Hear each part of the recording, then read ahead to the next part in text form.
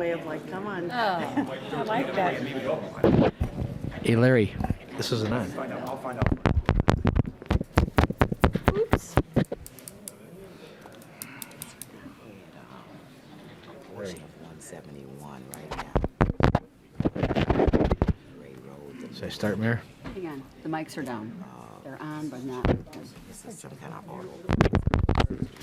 Hello, hello. Yeah. Whoever's system is responsible for meal. You're muted. You're on. Whoever's Now? Have a switch? Thank you. Welcome to the See how they treat you? Oh, good. That's the initiation. Hazy July vanilla. Yeah, right. Oh, after, Okay, hold on. Go ahead. Oh, good to see you. Thanks for coming. Biggie race. Yeah. Oh, boy, excuse me. Suitcase out of your way. Yes, I will give you this after his Mayor, ready? proclamation. We'll go right into that. So thank you for coming. okay, this is the Joliet City Council meeting for May 2nd, 2017. Mayor Odekirk presiding. The invocation will be given by Pastor Carl Hess of St. Peter's Lutheran Church, 310 North Broadway Street, after which he will lead us in the pledge to the flag. So please rise. In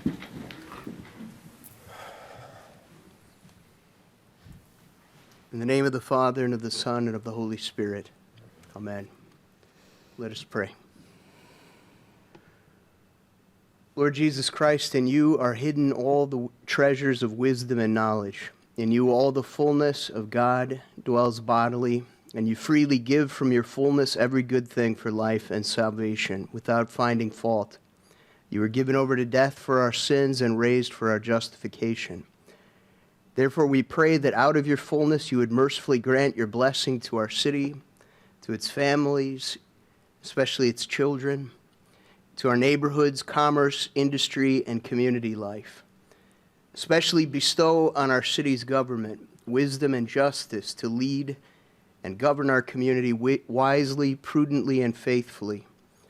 Grant health, salvation, protection, and wisdom to our mayor and each member of this council, and all who serve in the government of our city, and grant your presence, wisdom, blessing on tonight's proceedings. For you live and reign with the Father and the Holy Spirit, one God, now and forever. Amen. Amen. I pledge allegiance to the flag of the United States of America and to the republic for which it stands, one nation, under God, indivisible, with liberty and justice for all. Thank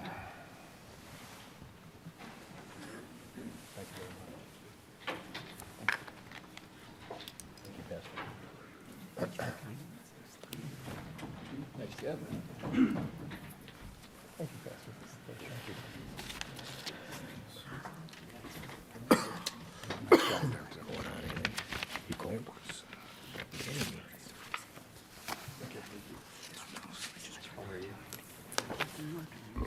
We'll begin with roll call. Mayor Odekirk. Here.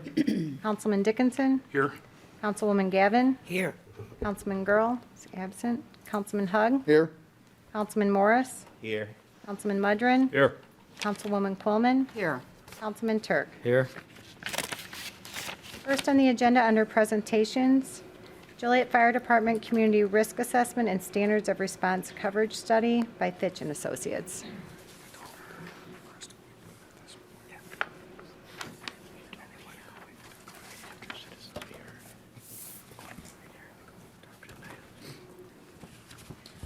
Mayor and Council, it's my pleasure to introduce Steve Knight and Bruce Moeller from Fitch and Associates. They're going to run through our community risk assessment and our standard of cover that they've put together for the fire department. So I'll turn it over to them. Thank you. Mayor, council members, Mr. Manager, thank you very much for the opportunity this evening. My name is Bruce Moeller. I'm a consultant, senior consultant with Fitch and Associates. And I'm going to be respectful of your time. I know you have a very full agenda, so I will try to move through this. But if you have a question, please feel free to ask. Just very briefly, the firm Fitch and Associates has over 30 years of experience specializing in fire, emergency medical services, 911, and local government consulting services. Have had over 1,000 clients, actually all over the world. Like I said, I'm Dr. Bruce Moeller. This is Dr. Stephen Knight with me as well. And what we were doing in this project, what we did in this project is we're a very data-driven firm.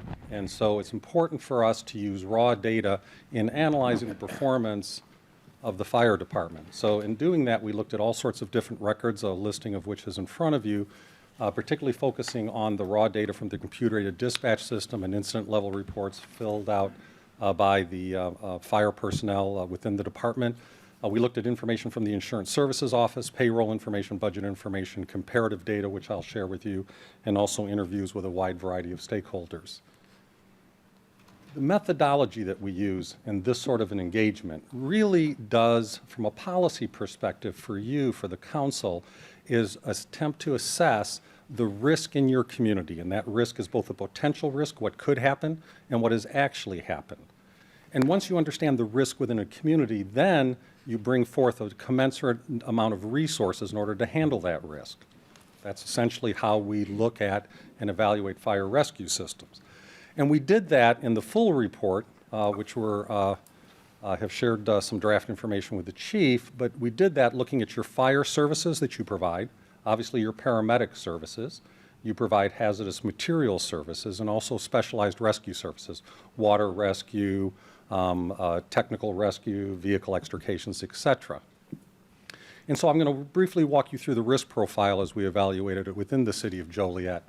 The graphic before you is actually derived from Will County, and this looks at risk within this region. And there's two axes. Across the bottom is the history and/or probability. So we recognize that transportation incidents is something that happens quite frequently, obviously winter weather here in the Chicago metropolitan area, thunderstorms, etc. And on the other axis, the vertical axis, we see that the vulnerability, or what could actually happen, what's the consequence of an event happening. And so we evaluate that as the potential and took that into consideration, as well as looking at specific risk as determined by the Insurance Services Office. Many of you know that the Insurance Service Office evaluates your fire department and works helping insurance companies define risk throughout the community. They also independently evaluate structures within your community. We obtain that report from them, and looking at issues such as the demand for services, call concurrency, which there are multiple events that may happen within an area, and then ultimately looking at the risk of those properties and how well they're protected, whether they have fixed protection, building construction, et cetera. We evaluated the actual or the potential risk within your community.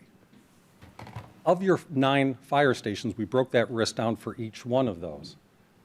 And actually, from a potential perspective, you have a fair amount of risk within the community. Stations 1, 4, 5, 6, and 8 were all ranked quite high, with the remainder being moderate. Now again, I'm going to emphasize this is the potential demand in the community, what could happen. But of course, we also look at the actual demand. And we do that by evaluating the calls for service. This table here shows the activity within the fire department over the past 5 years, from 2011 through 2015. And we break it down again by program area. And you'll see that year to year, there's been a small increase in activity within the fire department going from year to year. But allow me to drill into that just a little bit more for you. This takes that information and looks at the growth by program area. And here you'll see that in 2015, concluding with approximately almost 20,000 incidents within the community, that the majority of that growth that occurred within EMS, or the paramedic program. Now, for the fire personnel and paramedics that you have in the fire department, certainly the chief and the other staff, they're well familiar with that. But this trend of growth there, you'll also notice that fire activity has actually dropped by 2.8% on an annual basis. And this is reflective of a trend that's happening across the country. In the last 3 decades nationally, if we look at national data, that the amount of structure fires in this nation has dropped by 50%, been cut in half in the last 30 years. The number of fire fatalities is down 70%. But in that same time, demand for emergency medical services from our fire departments has grown by over 300%. And so we see the same pattern playing out here in Joliet. It's one of the challenges for the fire services. It kind of evolves from a more traditional firefighting, our basic history that we've had, into now providing emergency medical services. And when you look at that information for 2015, again, to the men that provide, the firefighters and paramedics that provide this service in your department, this is not surprising. 86% of your activity that they run on is medically related. You'll see cardiac and stroke and seizures and consciousness. And if we look at those calls in total, those medical calls, about 10 to 15% of that activity will be of the highest priority. Somebody not breathing, a heart attack, et cetera. But we also have a significant number of calls, and again, your data is reflective of what we see nationally, that are of a slightly lower priority. To the individual calling, it's an emergency. But, for example, illness and other is often a very lower priority call where the time to get to the hospital and the time necessary to treat that patient is not as critical as it is for other incident types. You'll see, obviously, the other 14% is fire-related activity. I'll draw your attention particularly to structure fires, and you'll see in 2010, the fire department was dispatched to in 2015, the fire department was dispatched to 210 structure fires. But that only represents just about 1% of the activity of the fire department as a whole. We also look at demand within the community on a temporal dimension. This graphic is a pattern that we see across the country. It shows you the calls by hour of day, starting at midnight on the far left and going through, we use military time, 2,300 hours or 11 p.m. on the far right. And this pattern, as I say, exists in every single community across the nation, perhaps save one. Las Vegas probably doesn't have this pattern, but pretty much everywhere else does. And you see that at midnight, calls go down 2, 3, 4 in the morning, the lowest volume of call activity. 6 o'clock in the morning, if somebody flips a switch, our community and our residents get out and get moving. Activity goes up, peaks around early morning and stays that way throughout the day, slowly tapering off at the daytime. So when we analyze the fire department and how it works and how it responds, we take all these various perspectives and look at the activity. Now, I talked about the number of responses being just at 20,000, correct? But I think most of you are aware, and the public's likely aware, that many times when they respond to an incident, more than one vehicle goes. And in fact, in that same time frame for the 20,000 incidents, there were over 33,000 responses, a response being a time a vehicle went. So if 2 vehicles are sent to an incident, we count both of those responses. Because it's important for the community to handle the risk. If you have larger incidents, you need more resources going. So we have to look at, do you not just have somebody available, but do you have enough resources to handle the calls that actually occur? So that's how we've looked at the risk in the community, both the potential demand and the actual demand. So let me talk about system performance. When we talk about that, there's a couple different ways that we look at that information. This graphic before you is a heat map, what we normally refer to as a heat map, and this is for fire-related activity within the community. And you'll see a couple areas that are red. Those red areas are the areas of the community that have the highest demand for fire services. You'll also note that Station 1, Station 5, and Station 6 are well located in those hot spots within the community. So we analyze that for fire activity from a spatial distribution. Where do calls occur within the community? You can see out west, near Station 10 in the far western end of the city, you don't have as much demand for fire activity. The same is also true for EMS. This is the EMS heat map. And again, we see the same general areas near Station 1, 6, and 5 where you have your highest demand for services. This indicates that the department has to have the resources available in that area in order to provide a commensurate level of service. I'm going to talk about response times for a moment, but I do want to provide a brief overview of how we calculate response time, because that's important, and we really do get into this quite detailed. I won't go into all the discussions that we sometimes have with the department among ourselves. But when a call is first received in the 911 center, that really is the first opportunity for the city to respond. And so we capture the time in the computer-aided dispatch system of the time the call is received. Now, in your system, the next timestamp that occurs is when the operator gets the information, has sufficient information, and then they set off the tones in the fire station to alert the crews, and that is the dispatch time. So one of the standards that we look at is how long does it take from the time the phone rings until the time the crews are alerted to go. Then, from the dispatch time until en route is the time it takes the crews to assemble, move out of the station, get in the vehicle, and get moving down the road, and that's referred to as turnout time. And finally, the time from en route until the time they arrive is the travel time, actually driving to the community. And of course, then they take a certain amount of time to handle the incident and ultimately close out that incident and return to service for the next call. Now, when we look at response times, I am going to give you some numbers, and I do need to make this one point. For those of us that do this for a living, and when we design or evaluate fire systems, we do it with a high degree of confidence for the community, and we set a standard of the 90th percentile. Most of the time when people ask how long does it take for the fire department to get there, and the answer is given, it's normally stated in the average time. This graphic before you actually is from national data. It's not your data. But it shows about 54,000 building fires across the country. And if I look at that call, each one of those little bars going up shows how many times out of 54,000 incidents the fire department was able to get there in 1 minute, 2 minutes, 3 minutes, et cetera. And if I look at that data as a whole, what's the average time it takes to get to building fires in this data set across the nation? It's 5.3 minutes. But the problem with averages is it's like a coin toss. If I say to somebody, I'll get there in 5.3 minutes, maybe I get there in 5.3 minutes, or maybe I don't. So we design and look at the systems at the 90th percentile. That is the best practice. That's the way the standards are written in this industry. And within this data set, to get the accomplish the data, or to accomplish the response with 9 out of 10 times, it takes 8 minutes in this data. Now, I share that with you because publicly I always recommend to elected officials, to city administration, to the chief, when we talk publicly, because this is a difficult concept, is to talk about what's the average time. But just know that the chief and his personnel and the way that we've done this report really looks at the 90th percentile. So what's your performance? How does your city stack up? The box on the top is the average time for those various components I talked about. At the top, and we'll stay with the total just to make it a little easier, we did break it down by program areas. The time it takes for the dispatch to answer the phone, get the information, alert the crews to go is just under 1 minute. The turnout time for the department is just over 1 minute, and the travel time is 3.2 minutes.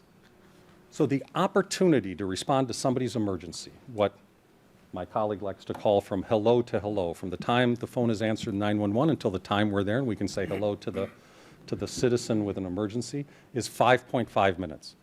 That's what it takes in your community based on your data on average. If I look at it the 90th percentile, that's the bottom box. And there you can see the same time frames going across. And it takes 8 minutes at the 90th percentile. So again, as we go through some of this analysis in our report, 5.5 minutes is actually pretty good compared to what we see across the country. You have a large geographic area to cover. You have a fair amount of demand. And when we look at that, we also look at it again, as I noted, by stations. And again, the stations are the numbers across the bottom, the horizontal axis. And of course, Station 6, Station 5, Station 1 are your busiest stations. And in fact, Station 6, which had 6,800 incidents within their area, actually handled almost 20% of the activity in the community. But of course, sometimes some stations will have a lot more area or a lot more work to handle. Other stations, like Station 10, are there because it's on the far western reaches. You couldn't serve it in an appropriate amount of time were it not out there. And of course, that's where your area, your demand is growing for services. And finally, when we look at the performance of your system, we look at the capacity of the system to handle workload. This graphic here shows each of the units within the system, and I'll explain it in a moment here. The one on the far left, the bar on the far left, is JF, Joliet Fire, Ambulance 1. Ambulance 1 is the busiest unit you've got. We look at the time they take throughout the year to handle incidents, and this is from the time they're dispatched to an incident until the time they're available for another call. And so throughout the year, total, Ambulance 1 spends about 16% of the time actually on calls, a unit hour utilization. Now, it's important to know that that unit has many other things they have to handle throughout the day, throughout the year. There's training opportunities, there's administrative functions that have to do, and in fact, the clock stops when they become available for another call. Your crews, like many of them, when they get to the hospital and they've turned the patient over to the hospital personnel, they still have a report to write. They still have to restock the unit. They still have to be there and handle other activities. So there's a tremendous number of other activities that happen. The red line at that 0.3 mark, 30% of the time, is actually a recommendation that came from the International Association of Firefighters. In their first edition of the EMS handbook, they said that a 24-hour unit, as you run your crews, should not exceed 0.3. There's actually a good reason for that. If a unit were busy all the time, if Ambulance 1 was always on a call and another call came in their area, they wouldn't be able to respond. So we try to keep units at the maximum of that 0.3. But when you look at the graph overall, when you look at all the units, what this shows, and the good news is, it shows that the system does have some capacity to absorb additional growth, additional workload. I indicated before, you're growing a couple % a year on your EMS calls. So there's not an indication based on this information that you need to add resources at this time. But over the years, the chief and his department are going to have to continue to monitor that and make sure that resources are not being utilized so much that you would either have to make an adjustment or add something else. So I've talked about your service, and I know I'm moving kind of briefly here. Let's talk about how you compared to other benchmark comparisons. The chief has shared with me that there are several other cities that they typically look to compare themselves against here in Illinois. Several of them I know well. Just history, I was born and raised in Elgin, and I worked in Naperville Fire for a while. But these are the comparison based on population, and what we've done is we've looked at the fire death rate per million population within your city compared to those other 7 communities. And on the last row, you'll notice also the national average. So nationally, 7.5 per million population perish in fire each year. Your rate is half of that. And in fact, your rate is better than that found in every other community in this sample except for Aurora. For civilian injuries per million population, nationally you would see 34.7 when we do the calculations for everybody else. In fact, you're exceedingly lower than any of these benchmark communities. Building fires per year, you're on the low end of that. And we recognize that when somebody has a building fire across the nation, on average, that loss associated with that fire is $64,000. But here in Joliet, only $42,000. Again, comparing generally favorably. When we look at you compared to other benchmark comparisons, both nationally and with other 7 other agencies or part of the 7 within the area, we see that you compare fairly favorably. Now, I spent some time talking about response time. And when we design a system, we look at the call processing time, the turnout time, and then the travel time. The bulk of this table here has to do with the travel time. And we break it out by both fire and EMS. But the second and third columns in this show the average and 90th percentile travel time by those 2 areas, fire and EMS. The fourth column there says CFAI 90th percentile urban travel time. There's a Commission on Fire Accreditation International, and it sits there and evaluates and accredits fire departments. I understand your police department's an accredited agency. This is a similar program for the fire service. And they have benchmarks for both urban settings, suburban settings, and rural settings. Actually today, and this graphic's a little old, the CFAI is in the process of kind of consolidating suburban and urban together. But when you look at those times, a 512 is their target or 630, and compare it to how you're performing at the 90th percentile, for EMS, you're right where you should be, if not a little better, and for fire, you are slightly better than the suburban recommendation. There's also a standard called NFPA 1710. Some of you may have heard that. That's from the National Fire Protection Association. So they recommend that the first unit arriving at the scene of an emergency arrive there within 4 minutes, 90% of the time. And then the very far right column is a study. Now this one's a little different because it includes both the turnout time from the time they're alerted to get out the door and then drive down the road. But this was a study of every fire department within the U.S. It was done about 2006, 2007 by the U.S. Fire Administration, and they found that actually what happens out there is, on average, the fire service takes 10 minutes and 59 seconds to get there. So what did we find? Let me just cut to it and tell you our major conclusions. Overall, looking at your risk profile, looking at the demand for services, looking at actual demand, looking at your spatial distribution of calls, comparing you to other communities, the data, we found that overall your fire department is performing quite well. And the community enjoys a high quality services from professional and well-trained department. We also found that the department's distribution of stations and apparatus throughout the community is appropriately aligned with what the needs are. So from that risk perspective I talked about at the beginning, you have certain risks throughout the community. Do you have the resources to respond? We said yes. But of course, those are the major findings. Are there opportunities for improvement? Yes, there are.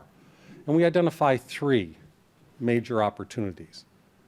Have to do with the response time performance, which I'll come into in a second, the communication center, 911, and then staffing, both from the chief staff, the 40-hour-a-week person, and then the people in the field. So let me briefly tell you those. In the data that we look at, there are recommendations for how long it should take to process a call, to alert the crews, and how long it takes for them to get out. And we found that the department does not meet the nationally recommended goals for call processing times or for turnout times. So while the overall 5.5 was pretty good, those 2 components of response time can be improved upon. Now, the interesting thing about call processing times and turnout times, they're generally within the control of the personnel and management. The department could best impact the total response time by improving call processing times and turnout times. And we believe that based on travel time, your current performance is 5.5 minutes. And generally what's required when you go through an accreditation process is for the policymakers, the legislative body, to set a standard for that. And so based on your current performance at 5.5 minutes, we find that's a pretty good time. Overall, we would recommend that that be the baseline objective for the community. Now, I talked about response time and call processing time. The 911 center currently is not processing calls within what we recognize as nationally recommended guidelines and generally best practices for fire and EMS call processing centers, 911 centers. They do not use a nationally recognized process that allows for EMS calls and fire calls to be categorized based on severity. I'm sure many of you have seen on television the times where a dispatcher in a 911 center gives instructions to the caller on how to do CPR or what to care for somebody. That is a program that's tied in with this. Generally what happens is these programs, and there's several ones that are out there nationally, what they allow you to do is first assess the severity of the call, so you identify the most severe calls and get help going as quickly as possible, and then also allows you to give pre-arrival instructions until the emergency responder gets there. That's not in place today. So our recommendations are that the city would benefit from a review of the communication center overall to look for opportunities to identify what slows down the processing and see if there's opportunities to improve that. And also we would recommend that the city evaluate a nationally recognized medical triage system. There's one called Medical Priority Dispatch, is probably the largest. And to do that, that allows the department, as they going in the future become more resource constrained as calls go up, is to categorize those most serious calls from the less serious calls and allow them to adjust their response appropriately. From a staffing perspective, we did note you've got a 9-station operation, a little over 200 personnel, but the administrative staff, frankly, is tightly limited. And what that does is it doesn't allow enough attention to be paid to community risk reduction and strategic planning efforts that have an opportunity to really have a return on investment for that. So we've identified several areas where we would encourage the city to seek to identify additional resources. We've had some discussions with the chief on that previously and again today. It has to do within the fire prevention area and community risk reduction. In areas of quality assurance and quality improvement in your EMS program. Your EMS program is 86% of your total call activity. And that's a tremendous responsibility for the one person you have now. But to do quality assurance, quality improvement on that is not just improved service, but also is a good risk reduction capacity or good risk reduction strategy. To augment training capabilities within the department, and then to look at overall department strategic planning functions and consider accreditation as you move forward.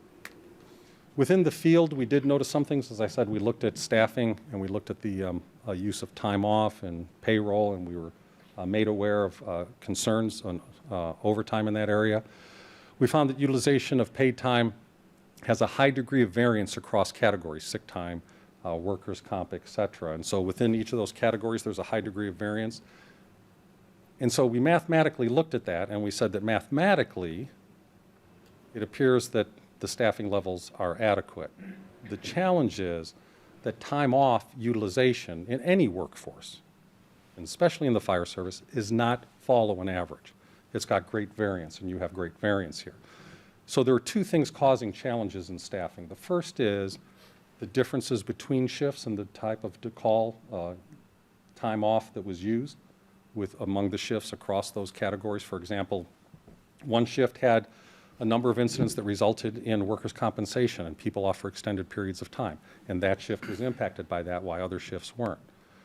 And we also recognize that you've got a very mature fire department here, and you've got a lack of flexibility for the administration to adapt to those variances because of collective bargaining language.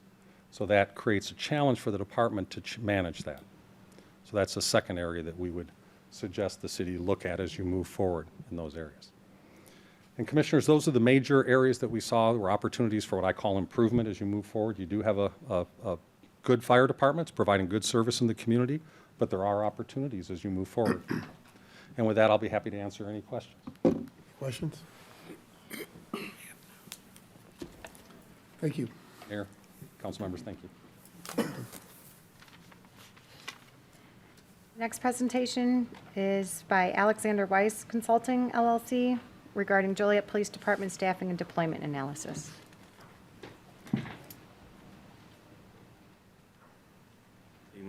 Good evening, members of council. I just want to give a little bit of background before I turn it over to Dr. Weiss here. You may recall that last year, towards the end of summer, the department started looking at a resource allocation study that basically broke down our sector boundaries and our calls for service, the workload that was placed on the individual sectors. It had been about 13 or 14 years since we reallocated our sector boundaries, and since we've added a lot of land out west, we wanted to make sure that we were balancing the workload proportionately. As we started looking at it, we saw that there was a lot more areas to look at within our police department, and sought out a nationally recognized expert. And for that reason, we have here today with us Dr. Alex Weiss, and so I will turn it over to the doctor. Thank you, Chief. Thank you very much. Well, thanks very much. The good news is I can be brief because many of the topics that were discussed in the earlier talk are actually fairly similar, so we can go through some of the data a little bit faster. I've had the real pleasure of working with the police department here. It's really been a great honor for me. Before I begin the actual presentation, just a couple general observations.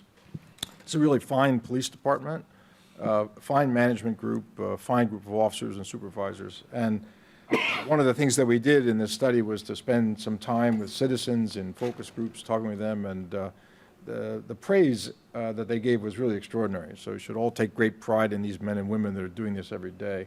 What we'll talk about a lot tonight, I think, really has more to do with efficiency than it has to do with quality. And to that extent, I hope we can make some contribution.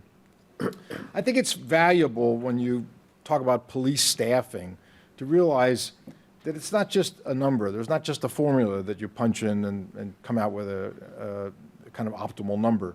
It's really more complex than that. And here are a number of the factors that actually add into this. One, of course, there is some kind of a staffing model. The one we talk about tonight was one that a colleague of mine and I developed for the U.S. Department of Justice that we've been using around the country. In addition to that model, though, certainly the work schedule is very critical. You have a very efficient work schedule here. The 12-hour schedule is actually among the most efficient. It's being used by an increasing number of police departments. I spend a considerable amount of my time actually working with agencies that have inefficient work schedules, and they're trying to get off of them. And you get a lot of pushback from employees who don't want to change. Certainly the degree of specialization is critical. And by that I mean a lot of police departments have lots of special units. You might have a big traffic unit, a big narcotics unit, big street crime unit. They can be quite critical and quite effective. The problem you run into is that in places where you have lots of specialization, the folks who are working in the sectors and in the beats, they kind of assume that that's no longer their responsibility. So I'm an old traffic cop, and one of the things that we learned was that it'd be better to have 200 people worrying about traffic than 20. And that's generally how specialization fits into the mix. Certainly sharing of services is critical. You know, we live in a very kind of fragmented government system. Illinois, as you know, has more units of local government than any other state. In Cook County, there are 150 police departments. it's quite remarkable. There's no other country in the world that has this degree of kind of decentralization, what I call fragmentation. And a lot of agencies have learned over time how to share resources, how to use joint investigation teams, joint accident investigation teams. But we still live in a very, as I say, a very kind of local controlled community. In Canada, where I do a fair amount of work, more and more small cities and townships are combining their police departments to form regional police departments with some great success. Managing demand, one of the things we'll talk about tonight is ways to manage the calls for service workload. I've been working with the Albuquerque Police Department, which has introduced new ways of handling traffic accidents and new ways of managing burglar alarms. In the last year, they've reduced their calls for service by 20%. It means for them, what they needed last year in patrol was 500 police officers. Now they need 400 police officers. So it's a remarkable effect. Obviously, technology is important. Technology is to make the job easier in terms of communication. What a lot of agencies now that are using body-worn cameras and other kinds of technology are finding that it's pretty burdensome kind of gathering all this data and storing all this data and dealing with all this data. Finally, the issue of non-sworn staff is quite critical. There are still lots of police departments that have sworn officers doing jobs that could be done by someone who's a civilian. And there's two issues there. One is, obviously, it costs a great deal more. Secondly, in many cases, the actual non-sworn person is better qualified to do this job than the sworn person. I teach at Michigan State University now, and I'd say half, maybe quarter to a half of the students, they envision doing crime scene work as their career. They think that's what being a police officer is being a crime scene technician. The truth is they're quite good at it. They learn chemistry and biology and botany and criminal justice. And in many ways, they're better prepared for doing this kind of criminalistic works than some police officers. And finally, we'll talk about this notion about agency mission. Whenever I do one of these studies, I always try to ask, what is it are you trying to accomplish?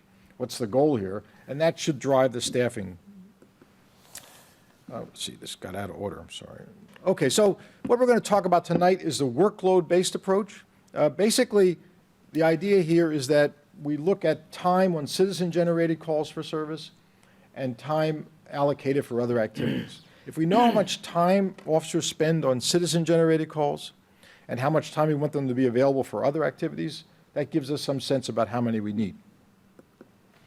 For example, one might say we want them to spend 40% of their time on citizen-generated calls and 60% of the time on the other activity. And that will give you the total time. And by citizen-generated calls, just by way of definition, we're talking about the cases in which someone calls the police and a police officer or officers are dispatched. So if we look at the calls for service, in this case, these are dispatch calls for service. You can see there's a significant variation by district. The East had about, we're talking about, this is for the year 2015. About six, you see the East and West districts are fairly similar. The Central District, though, had considerably more calls for service during the year. Here's the distribution by hour. It's remarkably similar to the fire department distribution. Once again, there's a kind of a peak demand in the late afternoon hours, and the slowest time is about 6 o'clock in the morning. Here's the distribution by day of the week. As you can see, Saturday is busier than all the other days of the week. That's not surprising. The issue we run into is that the current work schedule here produces essentially the same number of employees working every day. So if you're the person that's working on Saturday, you're going to feel that. You're going to feel as if there's not enough people working on Saturday, particularly when you compare it, for example, to Tuesday or Thursday. Here's the distribution by month. Once again, really no surprise there. Now, these are the calls that officers are going to. This represents about 70% of these citizen-generated calls for service. And I just want to point out a couple things in terms of this ability to manage demand. You can see the number one type of call are traffic accidents, 5,000 of those in a year. And the second most common are alarms. These are both areas in which a lot of communities have taken some steps to kind of manage the demand. On the accident front, for example, for property damage accidents, I'm working now in Cedar Rapids, Iowa. In Cedar Rapids, which is a city about the same size as Joliet, if you have a property damage accident, The officer goes to the scene, they make sure people have all the appropriate paperwork, they give them a form, and they send them on their way. So instead of an accident taking an hour and tying up a traffic lane and causing additional risk, it takes a matter of maybe 5 or 10 minutes. Alarms are another big problem. All around the country, police departments are trying to deal with alarms. As we know, about 98% of police alarms are false, maybe even 99%. And it creates a special problem for the police. They almost all require 2 officers to respond. There's a fair amount of risk involved. One of the risks that happens is that officers who go to the same location day after day at least kind of intuitively think, well, this is another false alarm. And all of a sudden they show up and it's not. So it's a dangerous situation for them. What's happening in the industry is what's now calling verified response. It's a program that's been in place for a number of years, cities like Milwaukee, San Jose, California. What it says is that the responsibility for that alarm response is no longer with the police, it's with the alarm company. So if an alarm goes off, the alarm company sends someone, and if there's actually been a crime committed, then the police get notified.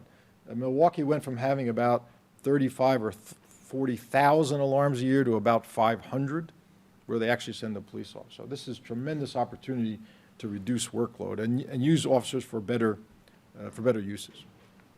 Other things to look at, once again, about 3,000 calls in which the police go with the fire department. My sense is that's rather high. Many places have kind of rolled that back. Unless the fire department really needs them or there's been some crime committed. Obviously, unlocking people out of their houses, animal complaints, parking complaints, these are all kinds of things that can be done by others other than police officers. So once again, there's just some opportunities to kind of think through that workload. In the previous talk, we talked about the various performance times. I use a slightly different language.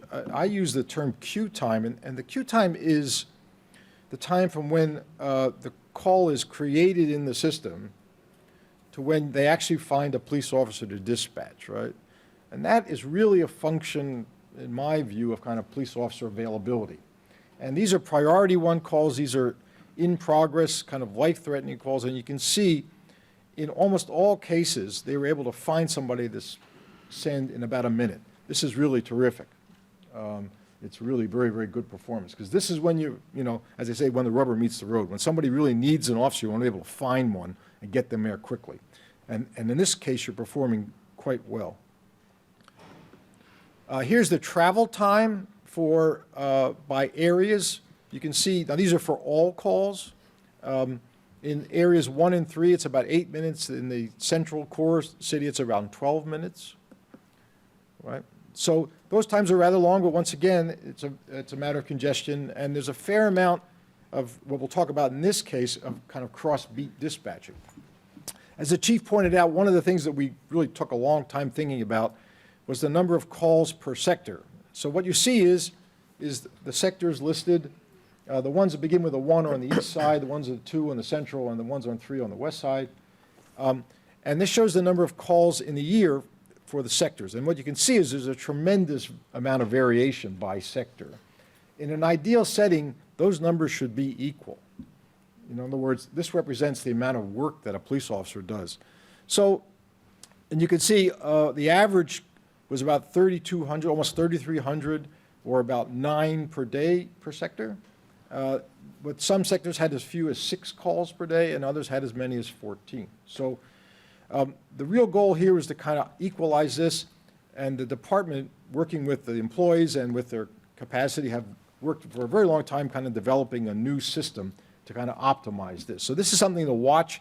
This workload shifts, much like with the fire department. It's a changing thing, but ideally what you want is a system in which each officer faces relatively the same number of calls for service each day.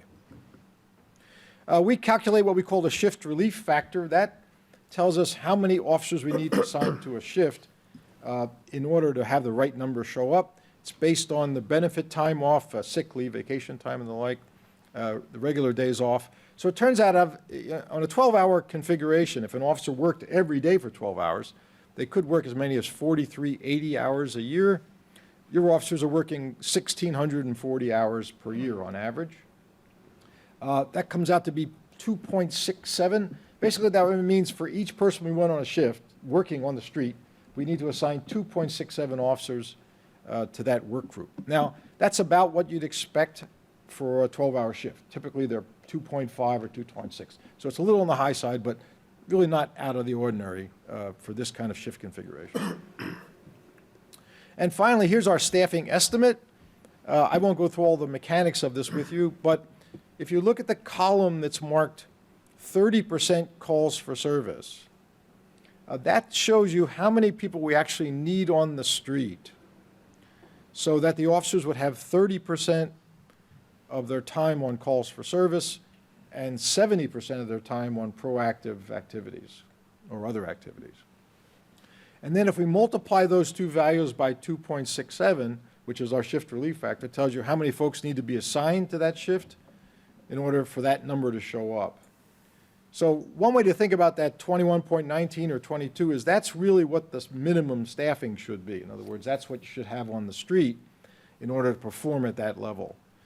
What you'll notice also that 103 is very similar to what you have right now in patrol. So that's kind of where you're performing at that level. The final columns reflect different assumptions. If we go to 40% calls for service and 60% discretionary, the numbers drop to 78, and then 50-50, they go to 62. One of the things we talked about a lot is the kind of minimum staffing we have here. The department has a minimum staffing level of 19 on the day shift, 22 on the night shift. I multiplied those values by the shift relief factor, 2.67, and what that indicates is that you need 50, if you keep the minimum staffing level as the way you deploy, you need 51 people on the day shift and 59 on the night shift.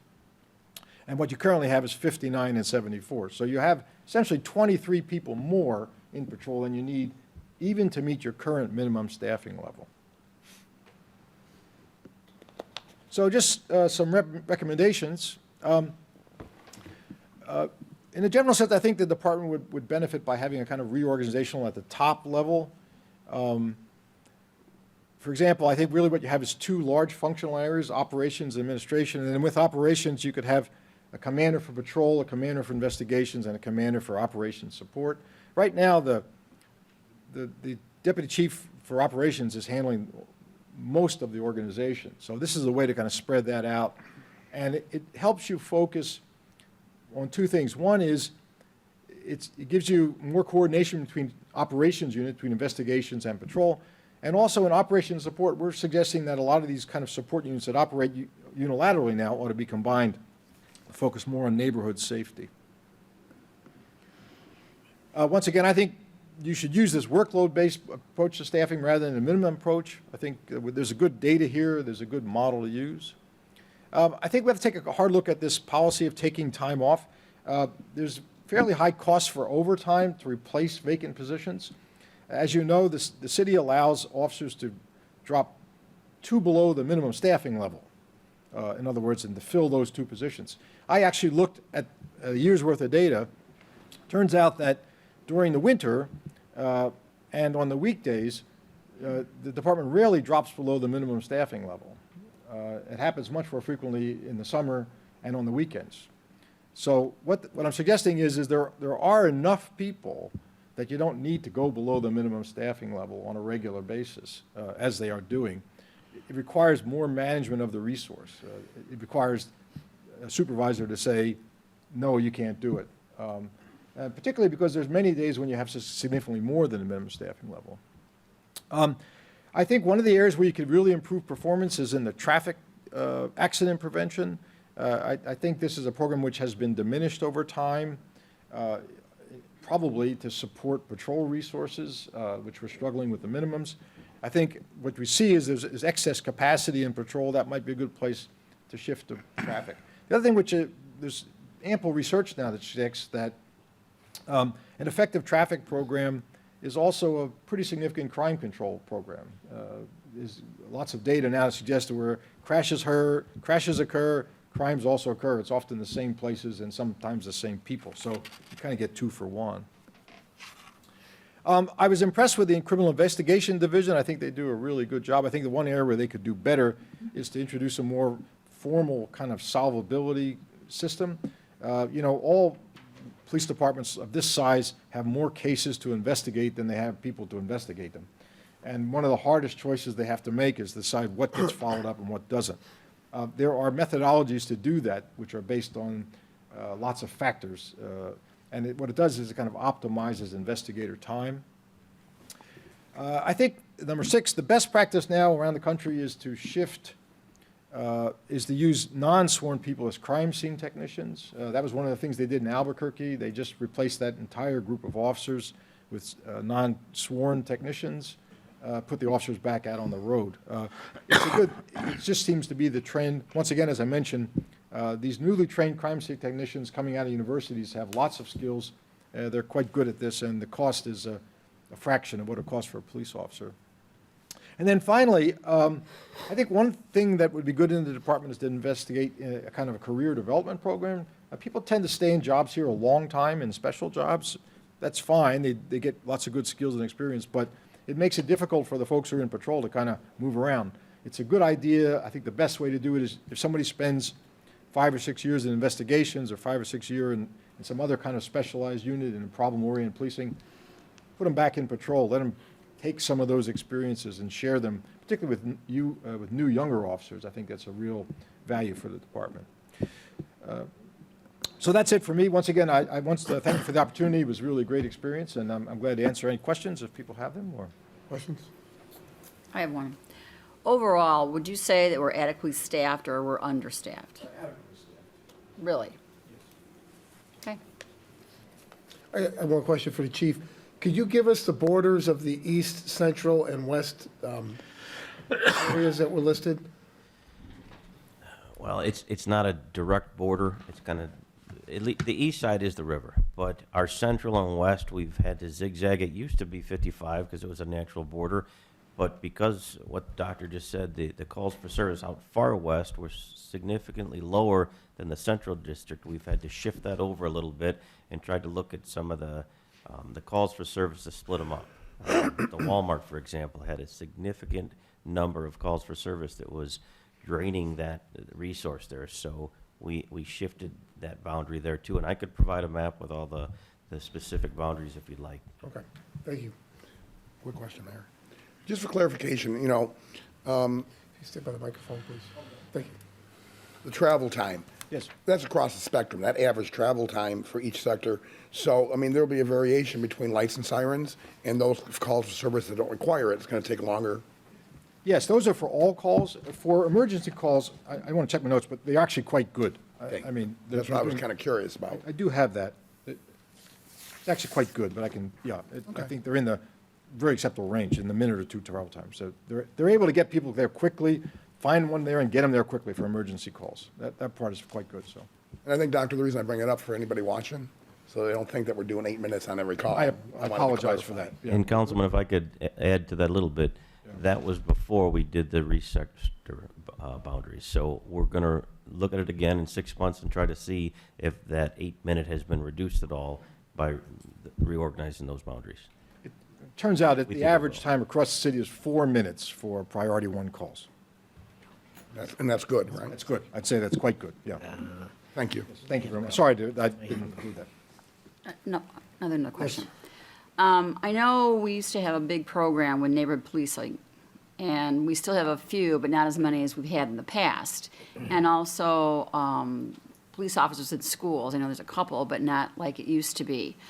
What are your thoughts on that? Because I know a lot of the citizens really, really like their neighborhood police officer and liked having police officers in the Yeah, schools. and I would agree with you. The things that people said about them were just wonderful. So what we're suggesting in that organization that I talked about, where we have this operations support unit, what we're suggesting is all those units, traffic, school resource officers, the neighborhood police officers, actually start working together. And it would make more of them. You may actually also have some excess capacity in patrol that you can put over there. And they would work in teams to focus in those neighborhoods. One of the things, as I mentioned before, one of the things that happens in police departments is they get very lots of silos. You have school officers and juvenile officers, and sometimes they talk with each other and sometimes they don't. The reason why I suggested this new model of organization was to increase communication between those units. It may be in a given neighborhood that what the problem they're really facing is a traffic problem, right? Probably, people complain about speeders all the time, right? So where that winds up is in the traffic division that doesn't have much resources. But if you take those traffic resources and work with the neighborhood team, you can get great success. I mean, it's just a question of getting everybody kind of on the same page.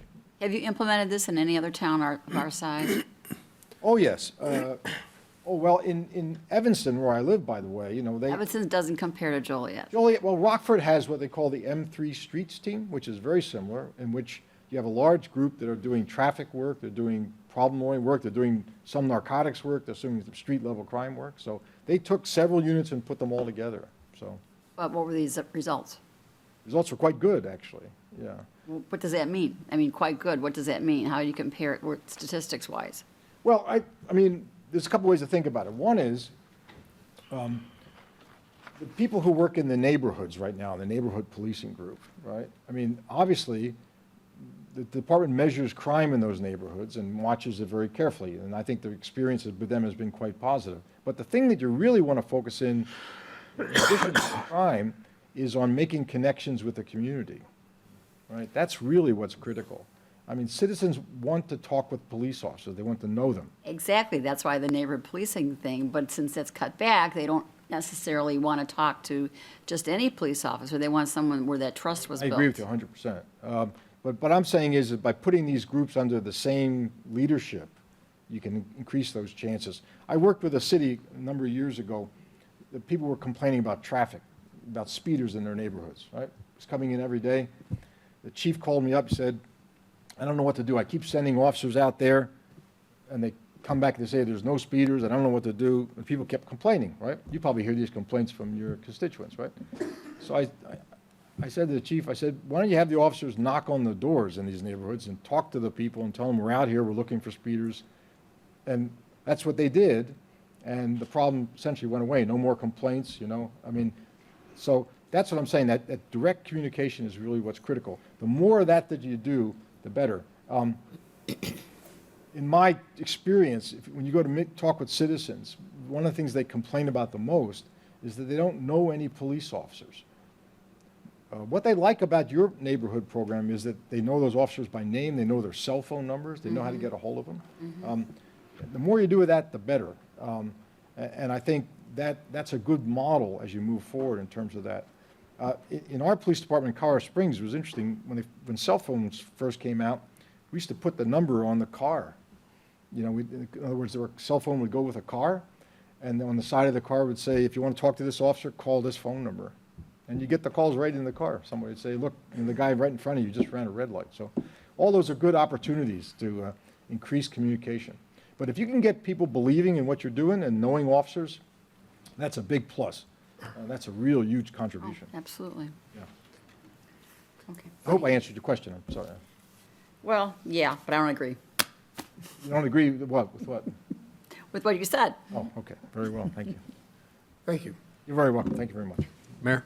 Yes. The plan is that both departments, chiefs will digest these reports, respective reports with their senior staff, and come back to Police and Fire Committee with recommendations and review and valuable information they think they can extract from these reports, and any changes in operational side that they can implement. And sometimes they can't based on collective bargaining agreements, and discussions will have to be held with the unions, but that's how we plan to take these reports and implement them moving forward. You mean Public Safety Committee or the Police and Fire Board? Public Safety Committee, I'm sorry. Thank you. Just to clarify, Mayor, if I may, sir, I agree with some of your stuff, not all of it. I don't want to make you think I didn't agree with everything, just some of it. Okay, you're welcome. Next, we have a proclamation proclaiming May 2017 as Motorcycle Awareness Month.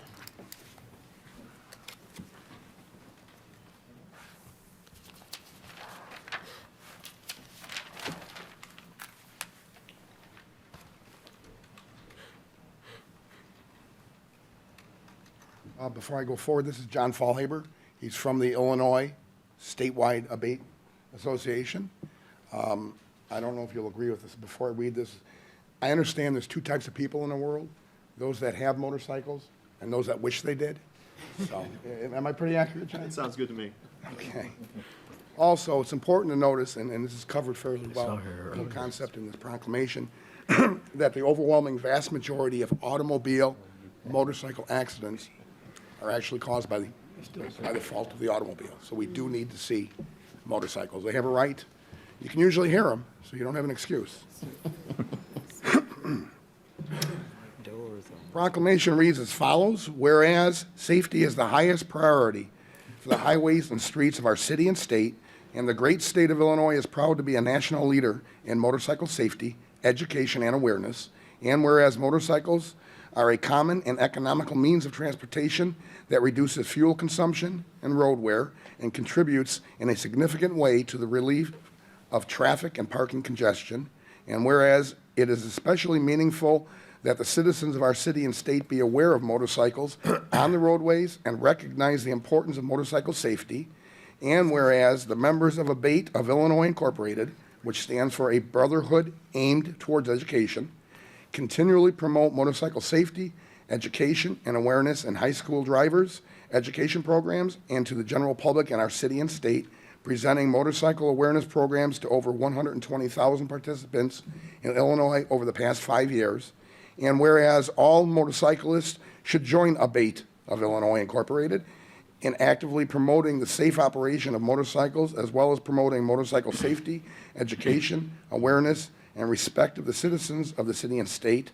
And whereas the motorcyclists of Illinois have contributed extensive volunteerism and money to national and community charitable organizations, now therefore, I, Robert Odekirk, Mayor of the City of Joliet, on behalf of the Joliet City Council, in recognition of 30 years of ABATE of Illinois and over 676,000 registered motorcyclists statewide, and in recognition of the continued role Illinois serves as a leader in motorcycle safety, education, and awareness, do hereby proclaim the month of May 2017 as Motorcycle Awareness Month, and ask that all roadway users unite in the safe sharing of roadways within the city of Joliet and throughout the state of Illinois. And it's dated May 2nd, 2017, and signed by Mayor Robert Odekirk.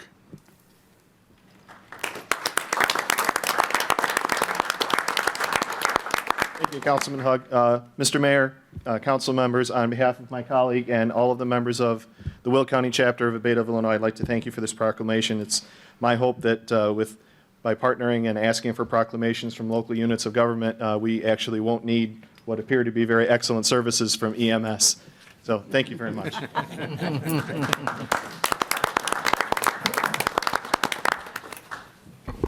Next, we have a proclamation recognizing and honoring James D. Hawk, City Manager, for his dedicated service to the City of Joliet.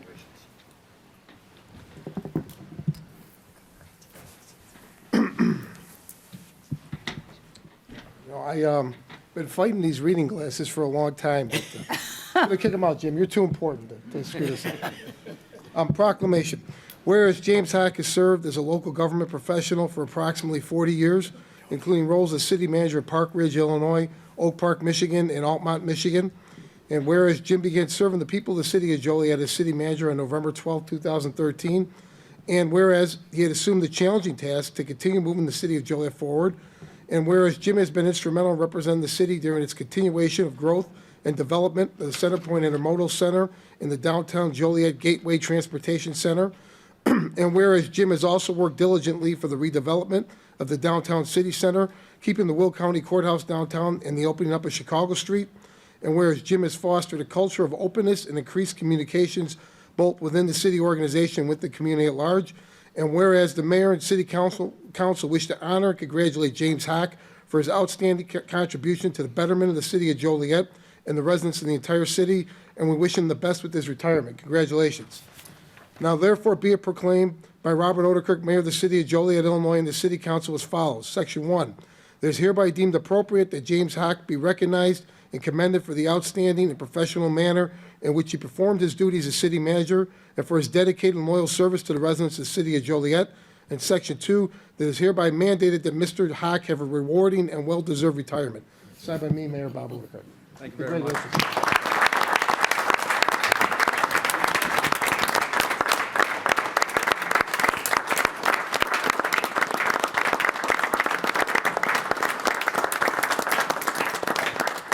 We also have a representative here from the Illinois City Manager Association who is providing recognition to Jim Hock for his years of service as a city manager. Thank you. Good evening, Mayor Odekirk and City Council, and thank you for allowing me the opportunity to speak tonight. My name is Jim Grabowski, and I'm on the board of the ILCMA Managers Association, and I also have the pleasure of serving the residents of Elmhurst as the city manager. Tonight, I'm here to extend our association's congratulations to Mr. Jim Hock as he retires from the city of Joliet. When one of our members retires, it is our association's tradition to present a certificate noting a donation made in his honor to the International City Managers Association Future of Professional Management Fund. The ICMA is an international organization which advances professional local government worldwide. The organization's mission is to create excellence in local governance by developing and fostering professional management to build better communities. So, City Manager Hock, on behalf of the association, I'd like to thank you for your time dedicated to the residents of Joliet and for all you've devoted to the profession. And I'd also like to present this certificate to you to wish you and your family the best in your retirement. Congratulations. Thank you very much.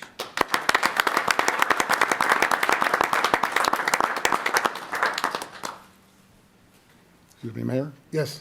You're not going to let him get away with that easily, are you? It's customary for somebody to say something. His comments are going to be made at the end. Okay.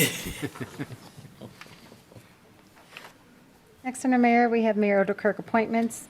Tonight, he is recommending Leonard Thompson Jr. be appointed to the Zoning Board of Appeals. Is there a motion to approve? Motion to approve. Second.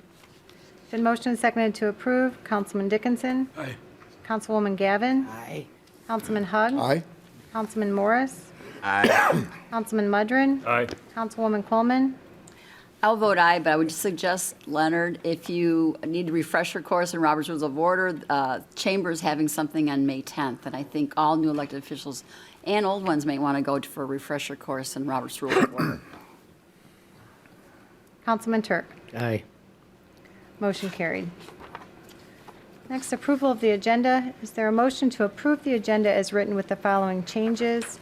Table Council Memos 233-17, an ordinance approving a special use permit for a 65-foot high wireless communication monopole and related equipment at 15 Osgood Street for T-Mobile and other future wireless communication providers.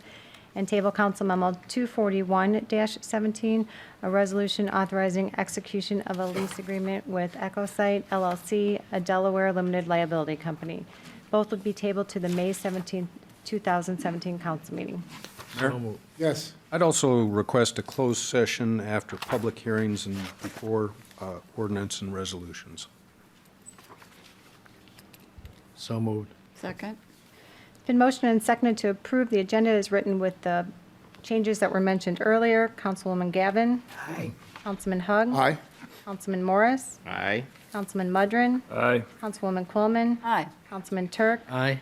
Councilman Dickinson? Aye. Motion carried. Citizens to be heard on agenda items. Is there anyone present that would like to speak on an agenda item? Yes, hi, Rachel Ventura. This is agenda item 229-17. I'm just asking that this possibly be considered for tabling for May 15th. I believe a letter went out to some of the residents saying an application had been submitted for this to be talked about here to move to the 15th, but I heard that that wasn't one of the agenda items listed now, and I do know that some of the residents in this area did not come because of the letter that they received in the mail about the 15th. We're tabling that, aren't we? I think it's on the agenda for a table. Yeah. Yeah, it is on the agenda. Yeah, we had a meeting here, and the neighbors were all here. It was that big meeting. Yes. It's council memo says table. Yes, we know that. Is there anyone else that would like to speak on an agenda item this evening? Seeing none, council committee reports, CTIS committee report. Oh, excuse me. David, Brennan, you want to come up? We met on, let's see, April 20th, and Pat Mudrin and myself, and consisted of Betty Gavin, who was out of town that day. And there was 3 items that we discussed: the police department interview recommendation and the term digital evidence strategy discussion, the phone system, and the survey response that we brought about through the cities, through the employees. So I will let Dave, and by the way, I'm going to embarrass him right now, but it's his birthday today, so happy birthday. Happy Dave. birthday. Happy birthday. I'm thrilled to be here on my birthday. So you can get out of here quick. So this is all great. Really quick, one of the things we're looking at in the PD is how to let us get into the future. And one of those areas that we're looking at is the evidence rooms and, where they do interviews and whatnot. The current system is outdated, and we're looking to update that.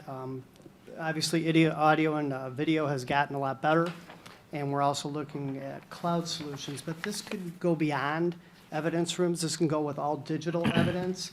So we're trying to figure out how to scale and widen the use of the cloud, and it really is the right direction for us to go. So what we talked about here was the first step with this, which is using a vendor called Taser. If you recognize the Taser guns, they have a cloud solution. So we're going to be going forward with that. With the evidence rooms, it's going to be a huge improvement for efficiency for that department.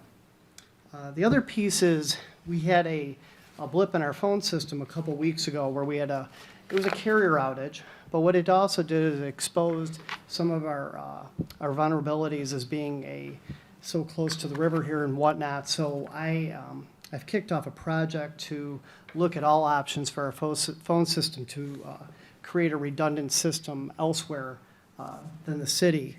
We're also going to be looking at possibly even changing the entire framework as a result. So I'm going to look at all the options and report back accordingly. Lastly, and I'm kind of happy to report this, a little bit over a year ago, we did an internal IT survey. The numbers were, I would say, bleak. They were in the mid-50s as far as customer satisfaction. This is the internal customers, council people, police department, fire department, and whatnot. This year we did the same survey, exact same questions. The response rate, we're in about the mid-70s now, 73% on average. So we jumped almost 20 points in about a 13-month span. That puts us on par with other communities, but frankly, that's not good enough for me. We're going to be better than that, and we're going to be more customer focused. So those were the 3 items. Thank you. Right. And I might add, too, that we're working on, along those same lines, when a citizen calls, because I took an hour. I had a complaint from a citizen. So I called and I went through the chain of command, and it took an hour to get to my problem. So what we're trying to implement is if it doesn't get to the right person immediately when that person calls, they will get a call back if they leave a message and say, we're going to make sure that you get to the right person, and within 24 hours, we'll try to get you that answer. Wasn't that the... Just to clarify, we'll get back to you by the end of the next By the business end of the next day. business day? Okay. So it's to be reasonable. That's right, 'cause if it's a sometimes weekend. Somebody calls at 3 p.m., but that's the goal. Right, because it's just better satisfaction for the customers and the citizens, so that they're not waiting, because this one particular call took 5 days before anybody could get back to them. And I traced it, and it was like, nobody's fault, really. It just got lost in the system, so we're just trying to make the system better so that we can get better service to our citizens. It's a mindset. We wanna can do add? it. So. Okay, that concludes our report. Thank you. Thank you, guys. Thank you. Happy birthday, have fun. Public Service Committee report.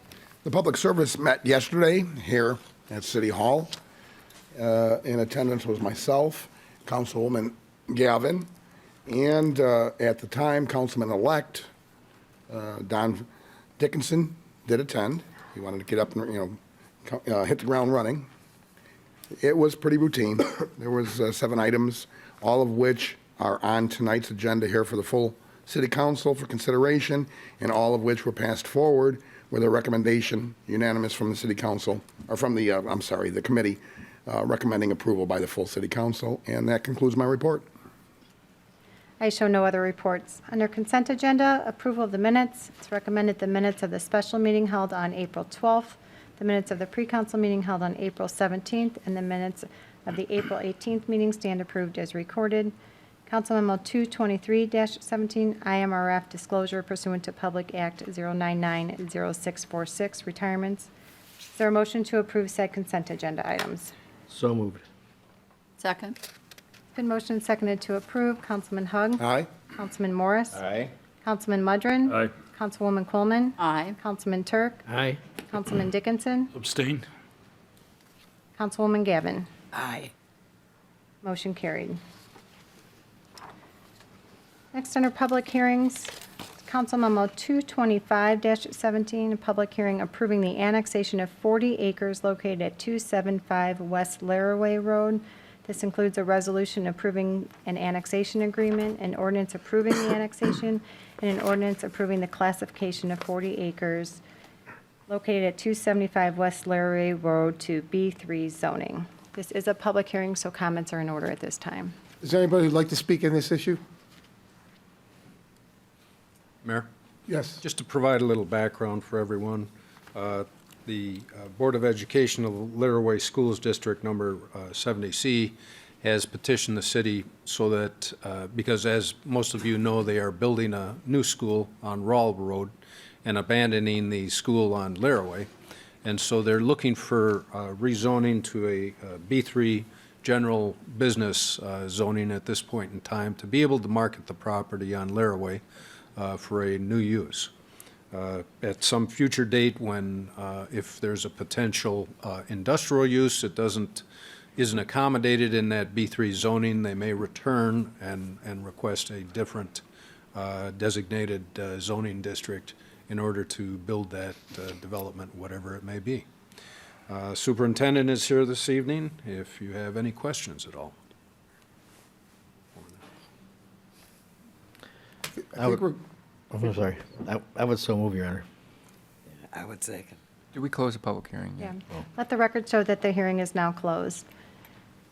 There's a motion to approve said ordinances and resolutions. Is there a second? Second. It's been motioned and seconded to approve. Councilman Morris? Aye. Councilman Mudrin? Aye. Councilwoman Coleman? Aye. Councilman Turk? Aye. Councilman Dickinson? Aye. Councilwoman Gavin? Aye. Councilman Hug? aye. Motion carried. Next, is there a motion to go into closed session to discuss personnel, collective bargaining, land acquisition or conveyance, pending or threatened litigation, after which the meeting will reconvene? So moved. Second. Motion seconded to approve. Councilman Mudrin? Aye. Councilwoman Coleman? Aye. Councilman Turk? Aye. Councilman Dickinson? Aye. Councilwoman Gavin? Aye. Councilman Hug? Aye. Councilman Morris? Aye. Motion carried.